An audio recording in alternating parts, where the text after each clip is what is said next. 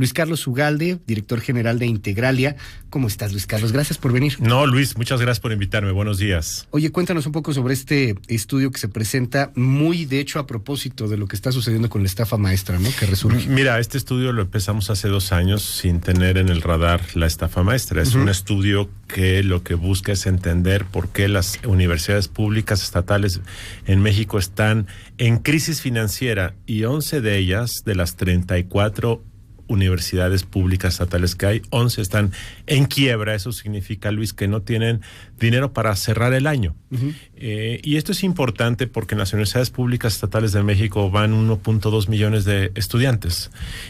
Y muchas de ellas son magníficas universidades, como la Universidad Autónoma de Nuevo León, por ejemplo, que me viene a la mente, y además es una universidad bien administrada, que ha venido mejorando sus procesos financieros.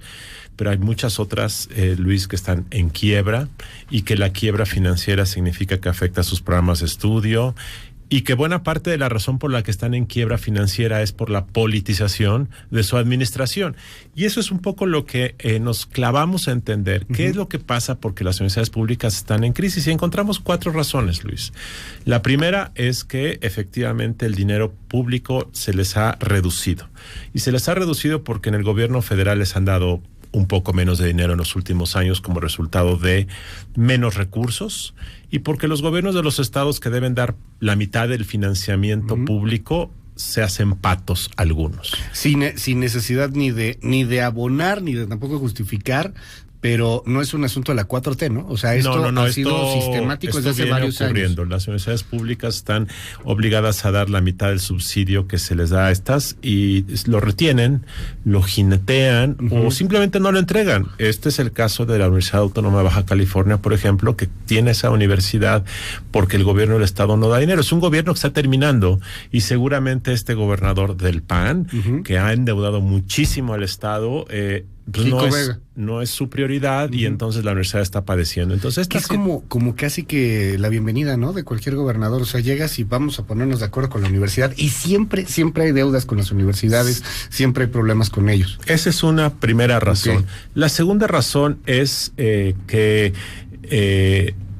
ha crecido las prestaciones, las condiciones laborales de una manera excesiva. Primero, las prestaciones. Hay universidades estatales, Luis, que tienen 85 o 90 días de aguinaldo. Y esto me parece que es excesivo, es injusto que haya servidores públicos, porque los maestros, si son servidores públicos, que tengan esas condiciones laborales. Y esto no es un discurso de la austeridad de la 4T, no. Esto simplemente me parece que es inadmisible. Eso es la realidad, ¿no? Que por razón, y además donde encuentras esto es en las universidades que están peor.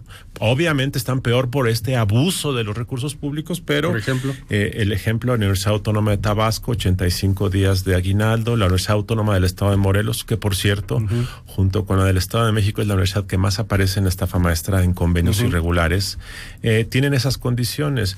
Las primas vacacionales, otra vez, y perdón que cite Morelos, pero es la universidad que surge en todos lados como condiciones abusivas, en donde les dan 32 días de prima vacacional a los maestros. Más los 85 de aguinaldo. Más los 90 de aguinaldo, la de Morelos tiene 90. O sea, y ya no hay vacantes. Hay trabajadores, no, pues no. Ahorita, ¿no? O sea, y fíjate cómo hace 2 o 3 años el ex rector de la universidad marchó con Javier Sicilia. Javier Sicilia se convirtió en un defensor, me acuerdo, de la Universidad Autónoma del Estado de Morelos. Nosotros estábamos haciendo el estudio, empezamos a ver los datos de esta universidad, y yo decía, muchos rectores, al amparo de la autonomía universitaria, tratan de protegerse y blindarse frente a cualquier exigencia de rendición de cuentas, y de repente convocan a profesores como Sicilia. Sicilia es o era profesor de la Universidad Autónoma del Estado de Morelos. Entonces los rectores tienen como una mantra de protección, porque muchos profes son opinadores de las entidades, y eso les da protección política. Y que ahí también, digo, por el contexto que citas de Sicilia, tener el tema de, o sea, fueron manifestaciones también que en su momento se hacen para defender la universidad, pero que en su momento la universidad también hace manifestaciones por el asunto de la violencia, cuando sacan los cadáveres de Temixco, si no me equivoco, una cosa por ahí, que empiezan a sacar buscar las fosas y las fosas. O sea, digo, bien ese tema, pero eso no te justifica ni tampoco te da el amparo ni la capa protectora de que pues igual tienes que rendir cuentas. O sea, Así creo que es. ese es el punto también clave, ¿no? Así es. Otra razón es la politización de los rectores. En este estudio nos dimos cuenta que de los 34 rectores de las universidades, buena parte de ellos, antes de serlo, eran investigadores, directores de facultades de sus universidades, eran académicos, Sí. el 70%. Entran a la rectoría y se politizan porque el cargo de rector en México se ha vuelto un cargo político y los rectores en los estados son actores políticos. Y cuando terminan sus cargos, buena parte de ellos, el 70% se vuelven candidatos a diputados, funcionarios del gobierno del estado, algunos candidatos a gobernadores. Entonces, cuando tú te conviertes en rector, el entorno en el que operas te hace volverte un político y los políticos no se quieren pelear con nadie, menos con el sindicato, menos con la administración del estado y los rectores también, los gobernadores encuentran los rectores aliados políticos. Entonces se genera una complicidad en donde el gobernador no le niega dinero al Estado, a la universidad, aunque a veces no se los entrega, el Congreso del Estado no los llama a cuentas, y los rectores a la vez se dedican en ocasiones se dedican a ser repartidores de beneficios. Por ejemplo, muchos medios locales, Luis, reciben mucha publicidad de la Universidad del Estado. Y entonces se genera un ambiente en donde nadie le exige cuentas a la universidad porque la universidad se vuelve una clientela, se vuelve un difusor de clientelismo, de favores, y esto genera que no haya una exigencia. Yo me acuerdo en 2006 o 2007, me acuerdo muy bien que el presidente de esto fue a nivel federal. Nosotros solamente analizamos universidades estatales, pero me acuerdo que a nivel federal el presidente de la Comisión de Presupuesto de la Cámara de Diputados, que era un panista, dijo que antes de estar pidiendo más dinero a las universidades públicas, debían decir cómo se gastaba. Y recuerdo la andanada que hubo en medios de comunicación, opinadores, pero ¿cómo? Este es un imbécil, ¿cómo la autonomía? En México todo el dinero público para universidades es bueno por definición. Y nadie cuestiona que a veces ese dinero se usa para comprar helicópteros o se usa para que el rector se promocione con publicidad personalizada.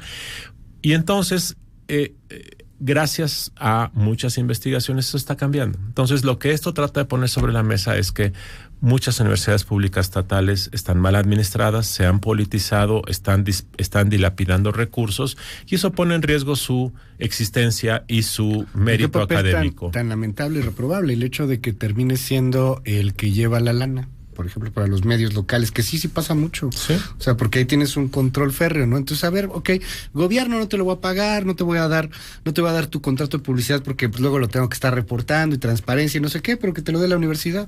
Y ya sabes que el rector es mío, ¿no? Entonces, pues ahí tú sabrás, medio local, si le pegas al gobernador o no, si criticas tal o cual cosa del partido político. ¿Y cuál es la cuarta, Luis Carlos Ugal? Bueno, la cuarta ha sido una razón real, que el crecimiento de la matrícula se ha desbordado. En los últimos 20 años, la matrícula de educación superior ha llegado a 4.5 millones de estudiantes. Hace 20 años teníamos 1.5 millones. Y esto ha llevado que los profesores de universidad... Perdón, otra vez, ¿en todo el país? En todo el país, sí. ¿1.5 millones? ¿Hace cuánto? En 1990 había 1.5 millones de estudiantes de educación superior, que incluye las universidades públicas estatales, las universidades públicas federales como la UNAM o la Autónoma Metropolitana, las normales y los institutos tecnológicos. Hoy tenemos 4.5 millones y los profesores universitarios son como 400,000. O sea, sí ha habido un crecimiento, eso es una buena noticia, pero no ha ido a la par el crecimiento del fondeo de estas universidades. Y finalmente, un tema que ocurre. Las universidades públicas estatales, como se han vuelto en parte un botín político, no todas, quiero reiterar eso, hay universidades muy bien administradas. Por cierto, en los últimos meses hay muchas que han iniciado proyectos de reforma interna, pero muchas de ellas se han convertido en cotos y familias o grupos políticos las dominan. Esto no es nuevo, ha salido en la prensa en los últimos años, pero ha habido una enorme crítica, por ejemplo, en el estado de Hidalgo, en el estado de Tlaxcala, en el estado de Sinaloa, en el estado de Colima, por mencionar algunos ejemplos en donde hay familias o grupos políticos que controlan la sucesión de esas universidades y entonces pues todo queda en familia. Y esto ha dañado mucho la administración de estas casas de estudio. Ahora bien, ¿cuáles son las posibilidades de que esto cambie de manera un poco más concreta? Ahí están identificados los problemas. De pronto escuchamos el discurso de la Cuarta Transformación, concretamente del presidente, cuando dice, no pasa nada, todo el mundo va a ir, vamos a garantizar que todo el mundo llegue, con todo y que las matrículas, nos dices, ya están desbordadas. Empezaron a crear ahora estas especies de universidades que creo que no llegan a ser universidades, son más bien escuelas del gobierno que tienen ahí como una especie de guarderías. Una especie de guarderías, de hecho. Así es. Eso es muy triste decirlo. Esta idea del presidente López Obrador de crear 100 universidades públicas bajo el sistema Benito Juárez. Otra vez, como es educación superior, todo el mundo dice que bueno. Pero hay dos problemas. Uno es que si no tienen la calidad necesaria, entonces van a funcionar como guarderías, porque estos alumnos van a tener durante 4 años clases y eso les va a dar cierta satisfacción, los va a alejar del mundo de la calle. El presidente, yo creo que en parte es lo que busca, que estos jóvenes, en lugar de estar en la calle, presas de la delincuencia, estén en un salón de clase. Eso está bien. El gran problema es que si no otorgan una educación útil, después van a fungir en realidad como guarderías. Los jóvenes van a estar ahí metidos 4 años cuidados, pero después, ¿qué pasa? El tema es que se tiene que resolver, creo yo, este problema de las universidades públicas estatales. Yo creo que es necesario reducir el costo excesivo y las prestaciones injustas de alguna de ellos.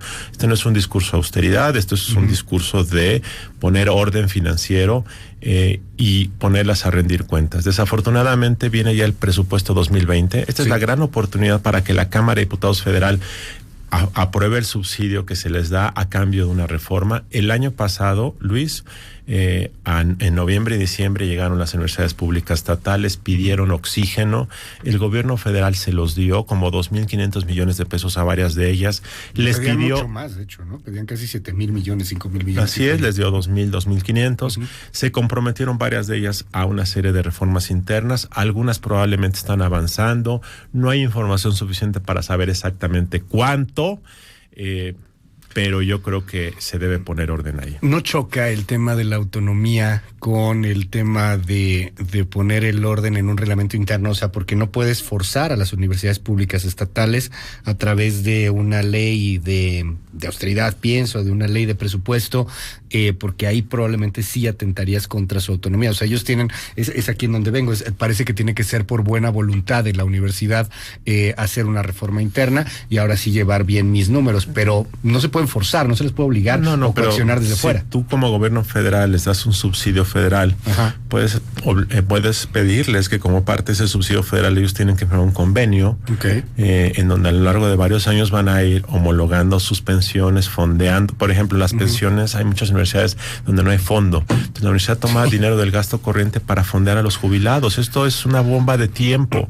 Sí se puede ir avanzando, se puede romper este control familiar o cupular de la administración de universidades en donde se heredan la dirigencia o la rectoría. Eso es inadmisible, no puede ocurrir en pleno siglo XXI y vamos a tener mejores universidades públicas estatales. Estoy seguro que eso se puede lograr y simplemente hay que echar un ojo a lo que está pasando allá abajo.